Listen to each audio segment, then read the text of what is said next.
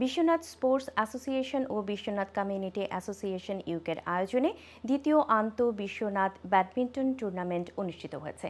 রবিবার লন্ডনের ড্যাগেনহ্যামের একটি লেজার সেন্টারে এই টুর্নামেন্ট অনুষ্ঠিত হয়।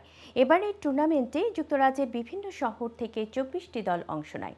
দিনব্যাপী খেলা শেষে ফাইনাল খেলায় বিজয়ী হয় বাদশাহ ও নাজিম জুটি, রানার আপ আফসানুর ও আমরু জুটি। কাউসার ও মাদ জুটি অর্জন করে তৃতীয় স্থান। খেলা শেষে বিএসএ সাধারণ সম্পাদক আনফর আলীর পরিচালনায় পুরস্কার বিতরণী অনুষ্ঠানে প্রধান অতিথি হিসেবে বক্তব্য রাখেন টাওয়ার হ্যামলেটস কাউন্সিলের ডেপুটি মেয়র মাইয়ুম মিয়া তালুকদার। বিশেষ অতিথির বক্তব্য রাখেন কাউন্সিলর বদরুল চৌধুরী, সাবেক স্পিকার আহবাব হোসেন।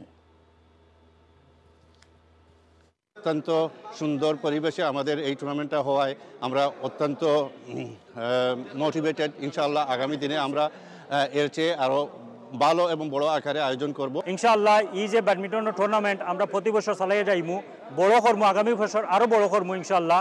আপনারা ওখানে দাওয়াত পাইবা, আইয়া আমরা সাপোর্টের হেল্প করবা।